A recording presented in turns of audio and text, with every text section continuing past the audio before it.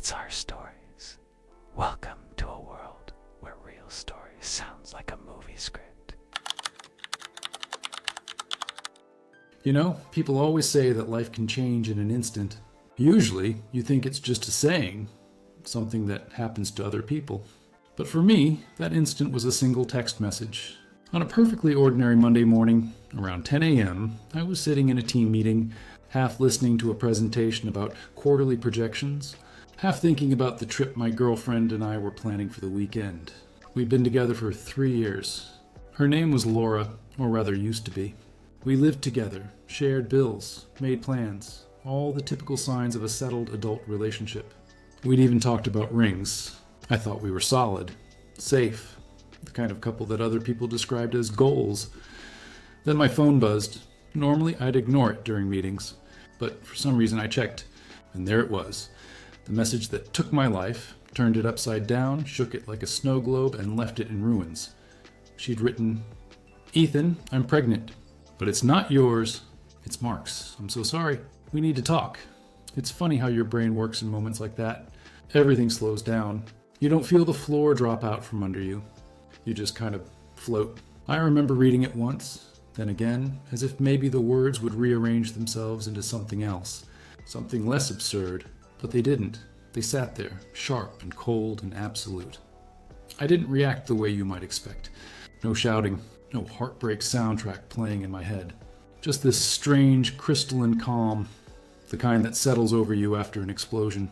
You don't panic. You just take inventory of the damage, and once that calm set in, something inside me clicked. No drama, no begging for explanations, no trying to talk it out.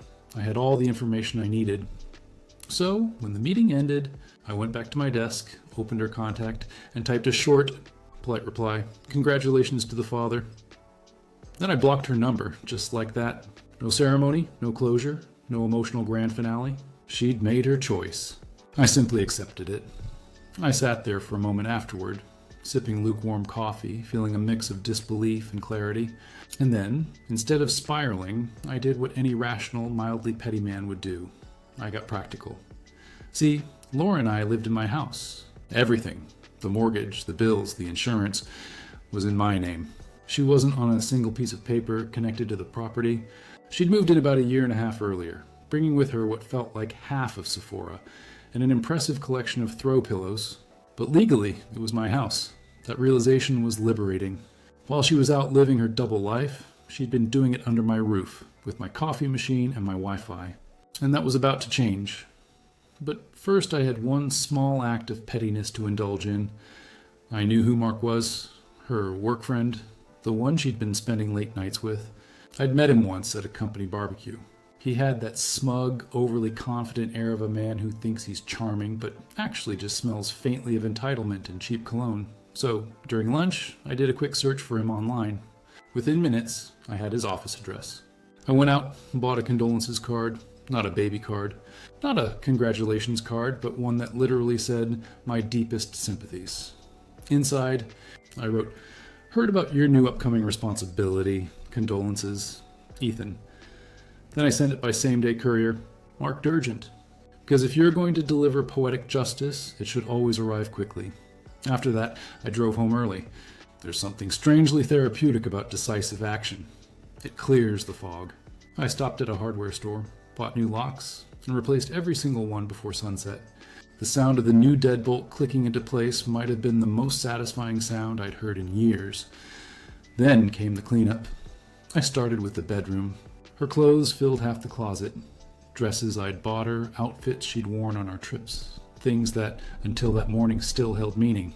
Now, they were just fabric. I folded everything neatly, boxed it up, labeled it Laura. Shoes, makeup, jewelry, random trinkets scattered around the house. It all went into boxes. I worked with quiet focus, like a man clearing debris after a storm. By the time I finished, her life was stacked neatly by the front door in 6 labeled boxes. No anger, no tears, just a sense of efficiency. I sat down afterward, brewed myself a fresh cup of coffee, and looked around. The house felt different, bigger somehow, airier. The silence wasn't heavy, or it was clean. She usually got home around 6. I knew what was coming. She'd try her key. It wouldn't work. She'd panic. Then she'd call me. And when she realized I'd blocked her, well, that was when the real show would start. And sure enough, that evening, the notifications from my video doorbell started rolling in. There she was, jiggling the handle, confusion written all over her face. She knocked, then banged, then shouted. The video caught everything, her frustration building, her voice rising, her expression shifting from disbelief to anger. I didn't answer at first. I just watched. Eventually, I opened the door a few inches, chain still on, and told her, as calmly as if I were reading the weather forecast, that she no longer lived here, that her belongings were ready, and that she could arrange a time to collect them. That was it. No yelling match. No theatrics. Just clean, surgical closure. It's a strange feeling watching someone realize their control over your life has evaporated. It's almost peaceful, in a twisted way. Of course, that peace didn't last long. The messages started coming soon after. New email addresses, different numbers, apologies, pleas, angry rants, guilt trips. She cycled through them all like a broken jukebox. First came the apologies, the "I made a mistake, I was confused, I love you" type. Then came the bargaining. "You owe me, I helped decorate that house." Apparently, picking out a shower curtain and a mug holder now qualified as investment. When that didn't work, her best friend Sophie joined in, sending long, emotional paragraphs about how I was being heartless and cruel. I blocked her too. Then came her mother, Linda, leaving voicemails filled with guilt and melodrama, as if I were personally responsible for restoring world peace and her daughter's happiness. According to her, Laura was heartbroken, scared, and needed compassion. Apparently, compassion now meant paying for the consequences of someone else's choices. Every message carried the same undertone. Fix this for her, Ethan. As if that was my role in life, to be the safety net for someone who'd cut the rope themselves. But I didn't waver. Not this time. By that point, something in me had shifted permanently. The more they tried to guilt me, the calmer I became. There's real strength in silence, in not reacting, not explaining, not defending. Just standing your ground and letting the noise bounce off you. I wasn't angry anymore. I was detached. Detached and mildly amused in that darkly comic way you get when life's absurdity hits a certain level. Because when you think about it, the situation was almost cinematic. The betrayal, the discovery, the poetic justice, the storm of self-pity from the guilty party. If someone had pitched it as a movie, I might have rolled my eyes at how unrealistic it sounded. But real life, as it turns out, doesn't care about realism. By the end of that first night, I sat on my couch, sipping tea, surrounded by silence and boxes that didn't belong to me anymore. The chaos had started, but so had something else. A quiet kind of freedom. And honestly, I slept better that night than I had in months. The first morning after it all went down was eerily quiet. You'd think my house would feel empty without her. It didn't. It felt peaceful. The kind of silence that doesn't weigh on you but wraps around you like a heavy blanket. It's not loneliness. It's relief disguised as stillness. I remember walking into the kitchen, sunlight spilling over the counter, and for the first time in months, the air didn't smell like vanilla candles and resentment. I made coffee, sat at the table, and realized something oddly profound. Everything in that house finally belonged to me again. Every mug, every chair, every sound. Mine. It's crazy how betrayal strips away the noise. There's this raw clarity afterward, as if your brain finally deletes all the useless background files you've been hoarding. You stop romanticizing people. You start seeing patterns you ignored for years. Like how she'd always take her phone into the bathroom, or how working late had become a twice-a-week ritual. All those red flags that I'd neatly folded into excuses suddenly unfolded into reality. And the funny part? I wasn't even mad anymore, just fascinated. People show you exactly who they are, but most of the time, you're too comfortable to notice. I wasn't about to play the devastated ex. No, I had things to do. The second day was when the guilt campaign kicked into full gear.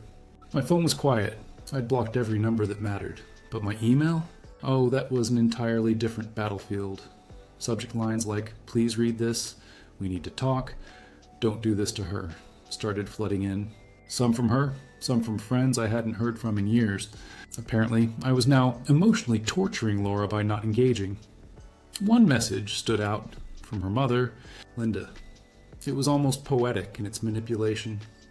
Ethan, she's lost, she made a mistake, and she needs your support now more than ever. I remember reading that line and actually laughing. The irony was exquisite. She didn't need my support when she was sneaking around, but suddenly I was the emotional paramedic expected to clean up the wreckage. I didn't respond, of course. Instead, I did something incredibly therapeutic. I cleaned every corner, every shelf. It was like reclaiming the space, one drawer at a time. I found a few forgotten trinkets of hers, a hair tie, a half-empty bottle of perfume, a notebook filled with her random thoughts. I threw them all away, not out of spite, but out of necessity. Because keeping pieces of someone who betrayed you is like keeping shards of glass and pretending they're souvenirs. By the evening, the silence was back. I poured myself a drink, sat on the porch, and watched the sunset. For once, my thoughts weren't racing. They were calm, focused. There was no what if, no maybe I overreacted, just acceptance. Then came day 3, and that's when things got interesting. I woke up to a knock on the door. The kind of knock that's too confident to be a delivery guy. I checked the security camera. 2 people, a man and a woman, both in office attire. And right away I knew Laura had escalated. I opened the door, only halfway, because that's how you handle unwanted drama with partial access. The man introduced himself as an officer from a local department. Apparently, Laura had filed a domestic dispute claim, saying I'd locked her out of our home. That word, our, almost made me laugh out loud. I calmly showed them the property documents, all under my name. Her name wasn't on anything, not the deed, not the utilities, not even the mailbox. The officers were polite, even apologetic, once they realized the situation. One of them actually muttered, "Yeah, this happens a lot," under his breath. They left after a short conversation. And when the door closed, I couldn't help but think about how predictable desperation is. When people lose control, they scramble to find any lever they can pull, even if it's fake, even if it's doomed. An hour later, my doorbell rang again. This time it was a courier, holding an envelope. Inside was a handwritten note from Laura saying she just wanted to talk, followed by a list of items she'd forgotten. Things like a sweater, a bottle of shampoo, a framed picture of us. I set it aside and never replied. It wasn't cruelty. It was self-respect. That day marked a shift. I wasn't reacting anymore. I was observing. The entire situation had turned from heartbreak to a bizarre social experiment. I got to watch, from a distance, how someone who'd built a web of lies tried to untangle it and pretend it was just a misunderstanding. I think everyone, at some point, hits that phase in life. When you stop chasing closure and start appreciating the silence that comes with not caring anymore. That was me, right then. By the 3rd night, I finally allowed myself to laugh. Really laugh. Because it all seemed ridiculous now. The lies, the excuses, the emotional circus. The text that once detonated my life now felt like a punchline. And here's the wildest part. I wasn't broken. I was lighter. Free. When I looked around my house that night, I didn't see memories anymore. I saw possibilities. I started thinking about new furniture, new trips, new ways to fill my time that didn't involve pretending everything was okay. Maybe that's the real aftermath of betrayal. You don't rebuild the old life. You create an entirely new one. Over the next few days, the noise faded. Her emails stopped. Her friends stopped trying.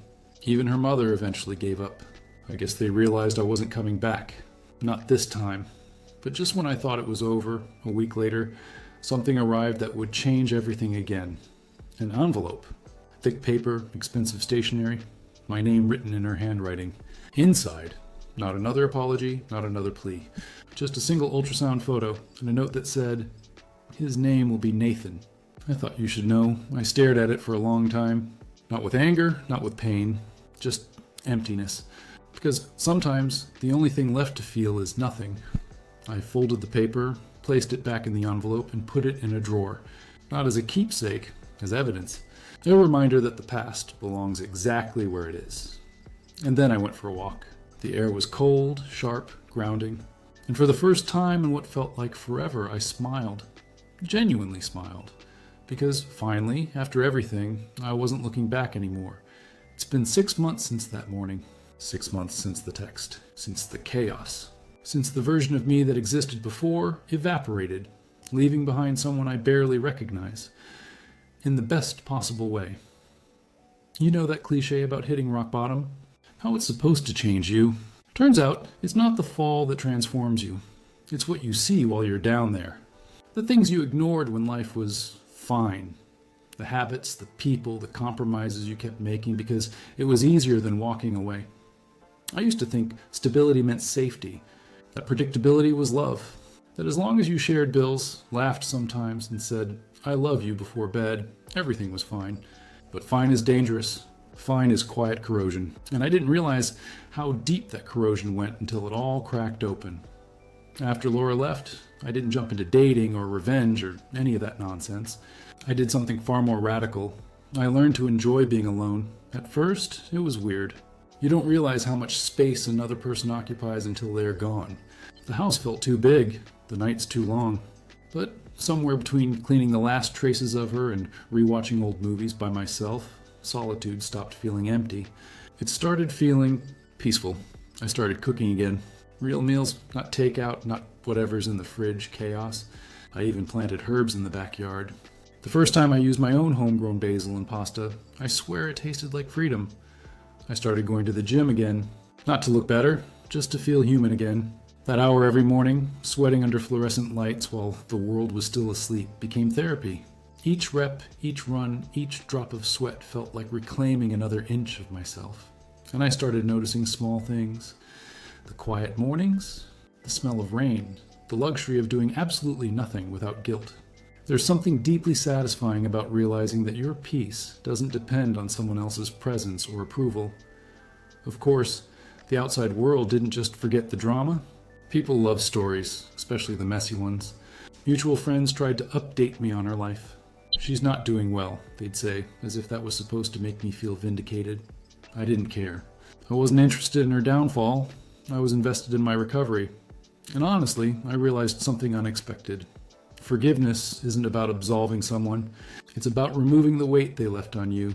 So yeah, I forgave her. Silently. Not for her, for me. Because anger takes energy, and I finally had better things to do with mine. Work got better. My focus sharpened. I even got promoted, which was ironic, considering I'd spent years thinking I needed emotional stability to perform well. Turns out, peace of mind and self-respect are better motivators than relationship drama. Around month 4, something shifted again. One night, I caught myself scrolling through old photos, not out of nostalgia, but curiosity. And you know what? It didn't hurt anymore. It just felt distant, like looking at someone else's life, someone who hadn't yet learned what boundaries actually meant. That night, I deleted every last photo, every text backup, every trace. It wasn't an act of defiance. It was housekeeping. By month 5, I started traveling again. Nothing extravagant, just weekend trips. Mountains, lakes, places with bad cell service and good coffee. There's something deeply healing about being in motion, about watching new landscapes replace old ones. And somewhere along those drives, with the windows down and the wind doing most of the talking, I realized I wasn't bitter anymore, just grateful. Grateful it happened when it did, not later. Grateful it showed me who I was when the mask slipped off someone I trusted. Grateful for the reset. People sometimes ask me if I'd take her back if she showed up at my door again, tears in her eyes, full of apologies. And I laugh. Not because it's funny, but because the answer is so simple now. No, not out of pride, but out of peace. Because once you've seen the difference between being loved and being used, there's no going back. Recently, I ran into one of our mutual friends, Sophie. She looked uncomfortable, the way people do when they carry other people's guilt. She said Laura had moved out of town, that she was trying to start over. I wished her well, genuinely, because some stories don't need revenge. They just need an ending, and this is mine. Life's quieter now, calmer. My mornings are simple: coffee, gym, sunlight spilling over the kitchen counter. My nights are peaceful. No fights, no guilt. No wondering what someone's hiding behind a late meeting. Just me, my thoughts, and the soft hum of a house that finally feels like home again. Sometimes I look back at that version of myself, the one who read that message and thought his world had ended. I wish I could tell him it didn't end. It began. Because losing what wasn't real is just the first step to building something that is. And maybe that's the real story here. Not betrayal, not revenge, but rebirth. Learning that endings can be quiet. And that peace doesn't come from getting even. It comes from getting free. So yeah, that's my story. The text that detonated my life and somehow rebuilt it. If you've ever been blindsided, if someone's ripped the floor out from under you and you thought you'd never stand again, trust me, you will. You'll stand taller, stronger, quieter maybe, but wiser too. Sometimes the best revenge really is silence. Not because it hurts the other person, but because it heals you. Anyway, I'm curious, have you ever gone through something that shattered you but ended up setting you free? Would you have handled it differently? Or would you, like me, have chosen peace over chaos? Let me know in the comments. I'd really like to hear your stories. And hey, if this hit home, maybe subscribe. There's more to come. Thank you for staying with me until the end. How would you have acted in the protagonist's place? Write your thoughts in the comments. More fresh and controversial stories every day on my profile. Like and subscribe to this channel.